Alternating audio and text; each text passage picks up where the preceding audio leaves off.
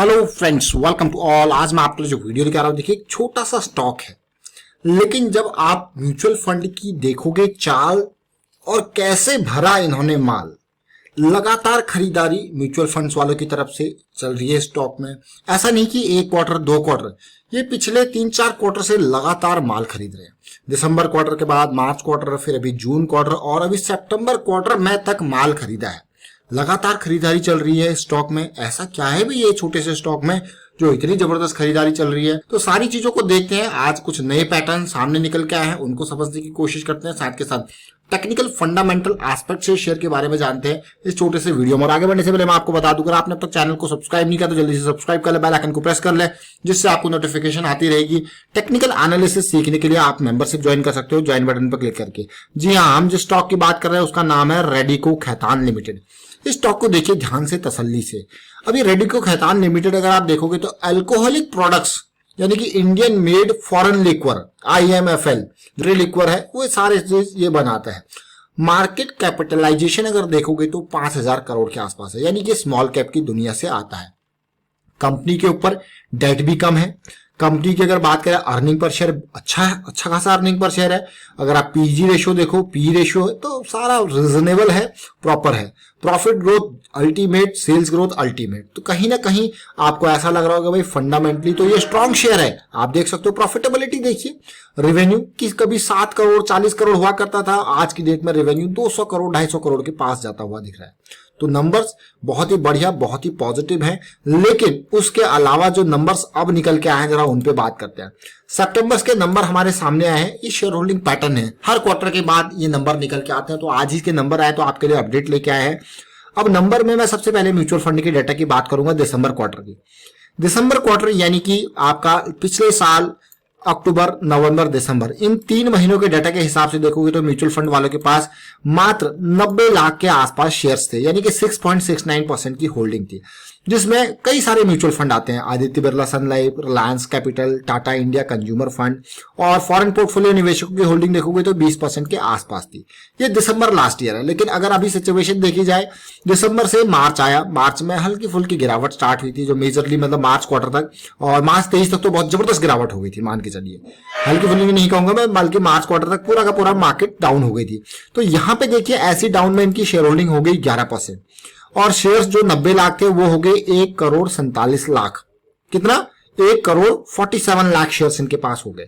और अगर foreign portfolio निवेशकों की अगर मैं बात करूं तो इनके शेयर्स यहां पे कम हुए, लेकिन म्यूचुअल फंड वालों ने खूब खरीदारी करी।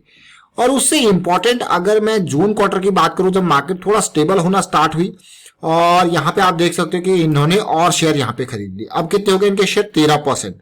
13% शेयर हो गए। अब 47 लाख से इनके 77 लाख, यानी कि 30 लाख शेयर और इन्होंने ऐड कर लिए। अब आप कहोगे भाई कितने शेयर्स खरीद रहे हैं? देखिए 30 लाख शेयर और ऐड कर लिए, जिसमें नए म्यूचुअल फंड भी शामिल हो गए अब। और अगर आप ओवरऑल देखोगे, फॉरेन पोर्टफोलियो निवेशक इन्होंने थोड़ा सा माल कम किया, लेकिन सारा माल म्यूचुअल फंड वाले खरीदते रहे।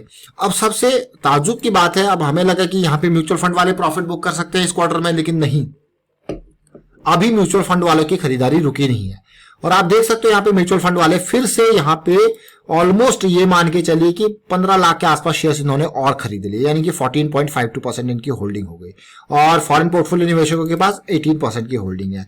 अब इन्हीं नंबर्स को अगर मैं रिटेल निवेशकों का डाटा को आपको दिखाऊंगा तो देखिए, जब दिसंबर की मैं बात करूं लास्ट ईयर की, तो कितनी थी इनकी होल्डिंग? 58,000 लोग थे, 14.58% की इनकी होल्डिंग थी, और 14.58% की होल्डिंग, जो कि आप देख पा रहे हो ये धीरे धीरे करके 14.58 से बढ़ के कितनी हो गई?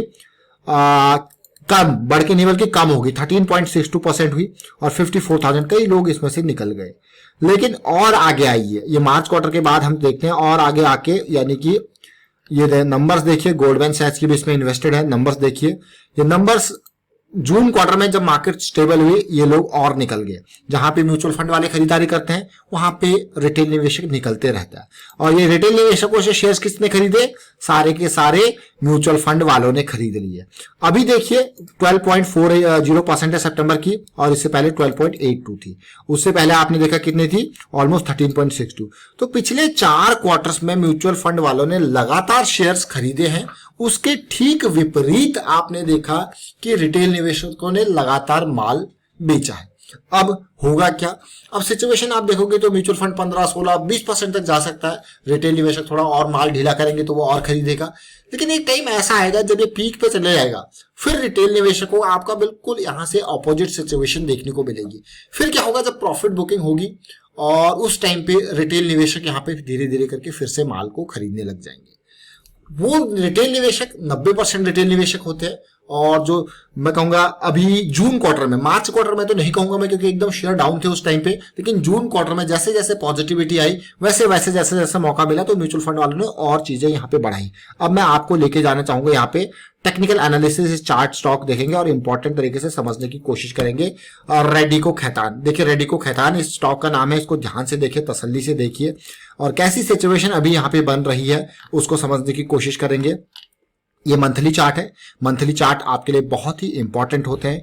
मंथली चार्ट में आपको जो लर्निंग मिलती है वो करेक्शन के रेजोल्यूशन, जो लॉन्ग टर्म के इन्वेस्टर है देख सकते हो आप, ये करेक्शन कितनी इंपॉर्टेंट थी। उसके बाद अगली करेक्शन और भी इंपॉर्टेंट, ये बहुत ही इंपॉर्टेंट करेक्शन मैं इसको कहूंगा। और इसके रेजोल्यूशन पे देखिए कितना बढ़िया ये रेजोल्यूशन था। अगर आप आरएसआई लेवल पे भी देखते हो तो देखिए क्या बढ़िया रेजोल्यूशन यहाँ पे आपको देखने को मिला। ब्रेकआउट हुआ, ब्रेकआउट के साथ साथ बड़ा ब्रेकआउट, दूसरा ब्रेकआउट, फिर पुल बैक, उसके बाद रैली, लायंस अटैक की सीरीज, छोटी छोटी करेक्शंस आपको देखने को मिली, मौका आपको मिला, लेकिन फिर पहुंच गया ये पीक पे 500 के लेवल पे। यानी कि 2018 में जब मिड कैप और स्मॉल कैप में गिरावट आई थी उससे पहले ये काफी ओवर वैल्यूड हो चुके थे। अब इन्हीं लेवल्स को आप देखोगे, रेडिको खैतान की मैं बात कर रहा हूं, इस पीक को देखिए, इन 3 पॉइंट्स को मैं आपको दिखा रहा हूं। स्टॉक में न केवल आपको अगर कोई करेक्शन, आपको लगता है कि स्टॉक में करेक्शन की रिक्वायरमेंट हो तो आपको आरएसआई आपको बता देगा हाँ भाई करेक्शन पेंडिंग है, वो कभी भी आ सकती है। आप देखिए इन तीनों पीक्स को जो मैंने यहाँ पे ऊपर ड्रॉ किए हैं, इन तीनों पीक्स को अगर आप आरएसआई पे देख रहे हो तो आपको लग रहा है कि हाँ भाई करेक्शन आ सकता है कभी भी, जिसकी रिक्वायरमेंट है, क्योंकि प्राइस मूविंग एवरेजेस से काफी दूर जा चुका है। आप देख सकते हो इन दोनों पीक्स पे, देख सकते हो मूविंग एवरेजेस से कितना दूर प्राइस है। मूविंग एवरेज यहाँ पे 300 की रेंज में और प्राइस देखिए 500 की रेंज में। वापस मूविंग एवरेजेस से जितना दूर प्राइस चला जाता है ना, रिस्क स्टॉक में इन्वेस्ट करने का और ज्यादा बढ़ जाता है। इसीलिए कभी भी हो क्लोज टू मूविंग एवरेजेस आपको अच्छे सेटअप अगर मिलते हैं तो वो बहुत ही बढ़िया होते हैं और अच्छे आपके रिस्क रिवॉर्ड रेशियो के बेसिस पे बहुत ही बढ़िया रिटर्न देते हैं।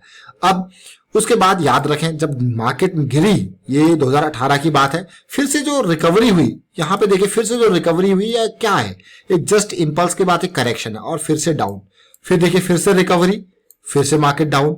और अब इन दो लेवल्स को आपने देखा। अब इस सिचुएशन को मैं फिर से आपके लिए लेके आ रहा हूं क्योंकि करंट सिचुएशन में मार्केट उन्हीं लेवल से, जो पुराने ये हाईज हैं 2 पॉइंट है, इन्हीं लेवल से मार्केट जो है यहाँ पे फिर से आपको एक पॉजिटिविटी दिखा रही है। और ऐसा लग रहा होगा आपको यार फिर से ये वही लेवल पे पहुंच गया, यानी कि 200-250 के लेवल से 450 के लेवल के आसपास तक ये पहुंच चुका है, डबल आपके पैसे को कर चुका है।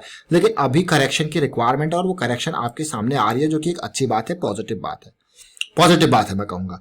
अब इन्हीं लेवल्स को, इन 3 लेवल्स को मैं आपको दिखाता हूं आरएसआई लेवल पे भी। आप देख सकते हो यहाँ पे almost similar kind of RSI का लेवल भी आपको देखने को मिल रहा है। और मुझे लगता है कहीं ना कहीं ये जो करेक्शन है वो स्टॉक में फिर से एक बड़ी रैली आपको दिखा सकता है।